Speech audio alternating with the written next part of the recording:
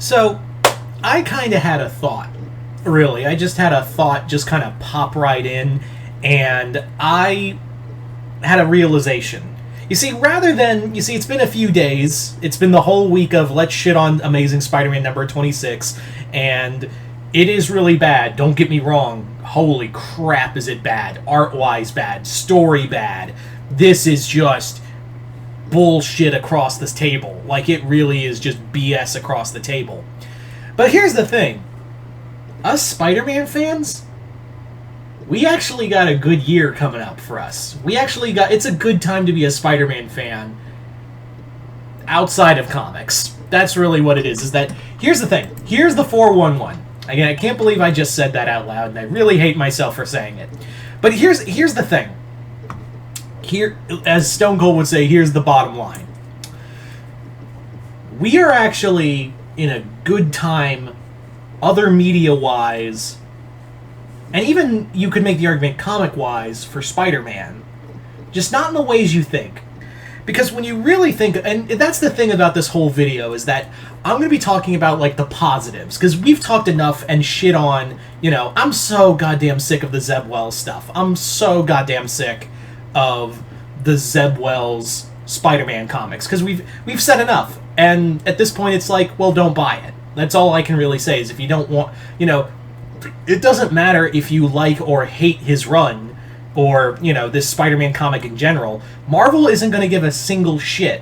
Marvel in no way or in any way, shape, or form is going to give a single fucking shit if you bought this comic and set it on fire, or peed on it, or whatever. They got your money. The only reason I read it, I was reading it off the rack in my comic shop.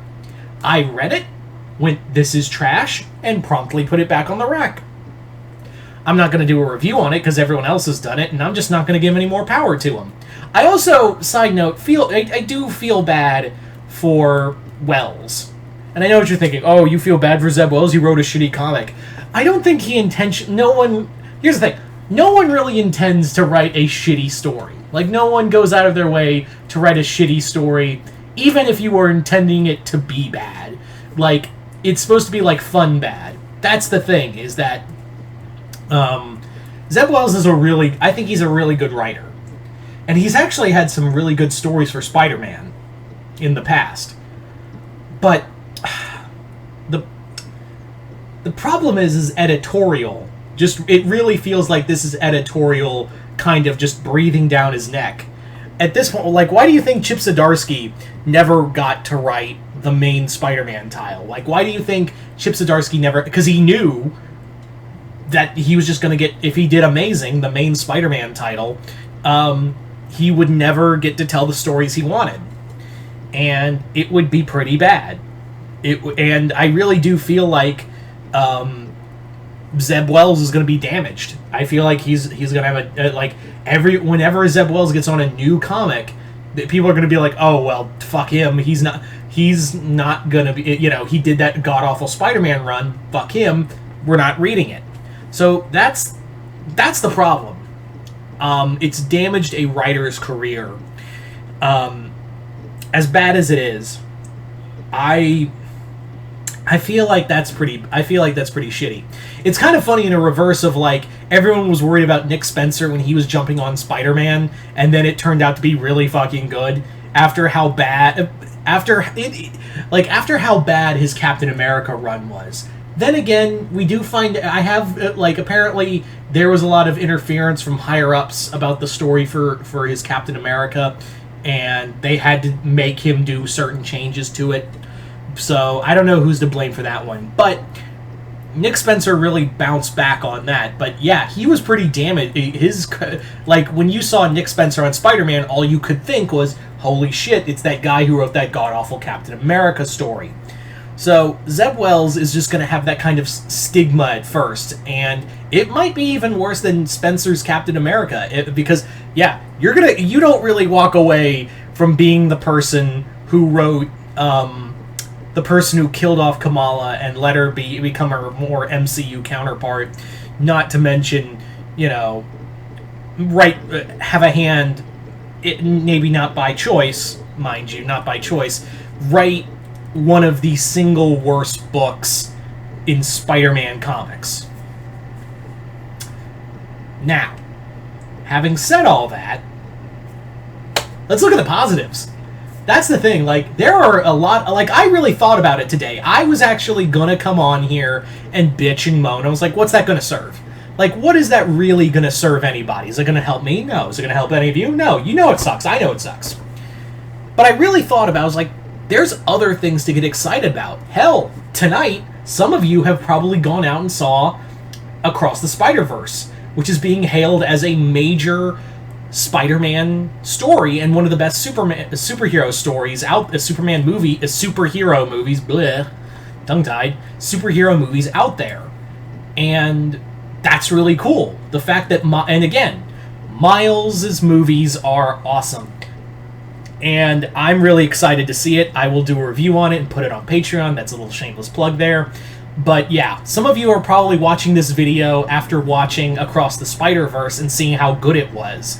Not to mention, this year, we're getting Spider-Man 2 for PS Spider-Man. A universe that is also really awesome. And I think it's being also written by Christos Gage. There's another Spider-Man, a very underrated Spider-Man writer who really dodged a bullet not getting to write Amazing. Because I feel like he'd be in this hole too. Anyway. So that's the thing, is that we have got, in this year alone, we're getting a new Spider-Man movie and a new Spider-Man game, which is funny because 2018 was also Into the Spider-Verse and the PS4 Spider-Man game. Both really great for an era when, well, that was like the Nick Spencer era, so it wasn't too bad. It was the start, I think, like, that was like the beginning of the Nick Spencer run. So I was like, okay, wasn't god-awful. We were in a good place for Spider-Man. And on top of that, guys, we're getting more. There's been an announcement for more Spider-Man projects, and it's made me really excited. For starters, Spider-Man 4. That's confirmed. I don't know if it will obviously be in the MCU, but we'll see. As much as I don't like Sony, Spider-Man stuff, when Sony is running alongside Marvel, Marvel's like, okay, we're just gonna take the wheel. We're gonna be like Jesus and take the wheel. When Sony's rolling solo, that's a problem, as you've seen with Morbius and Venom. We still don't know what Kraven's gonna be like. All we know, it's gonna be R-rated and bloody, which I feel like should have been for the first two times with Venom and Morbius, but what the fuck do I know?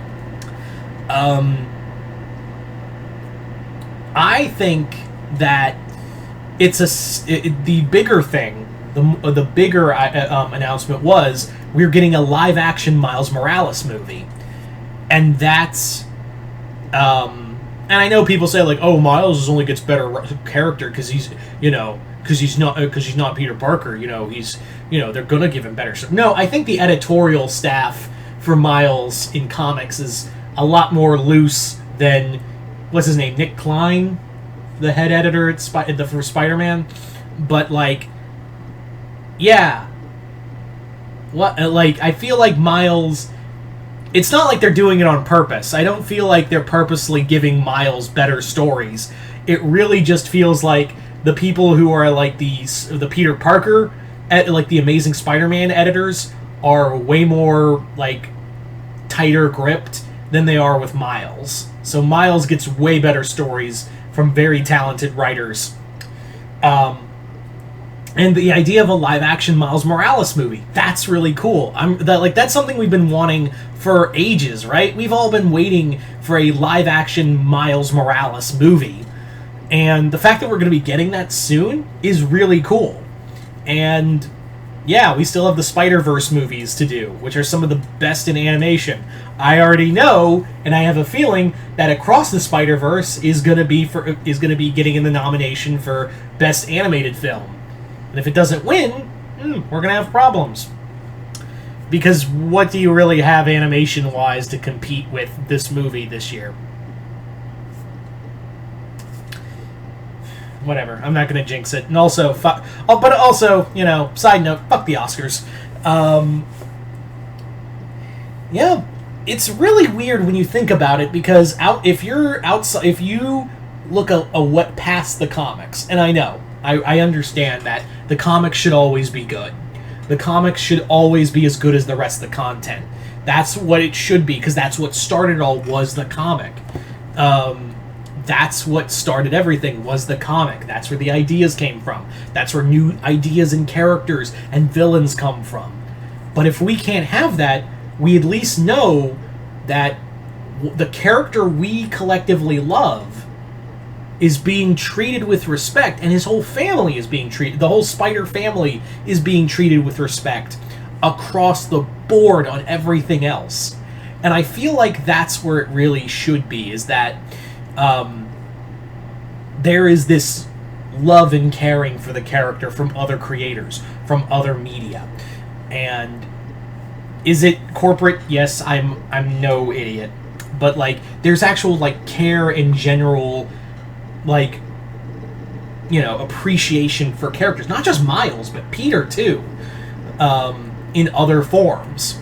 So, when you really think about it, comics, it's a tragedy what's going on in the well, tragedy is a strong word. It's a disappointment what's going on in the comics. But everything else that's going on right now, the other announcements, the video game we're going to get, the new video game we're going to get, the new movie we're getting, or out now, it's a good time to be a Spider-Man fan, you know?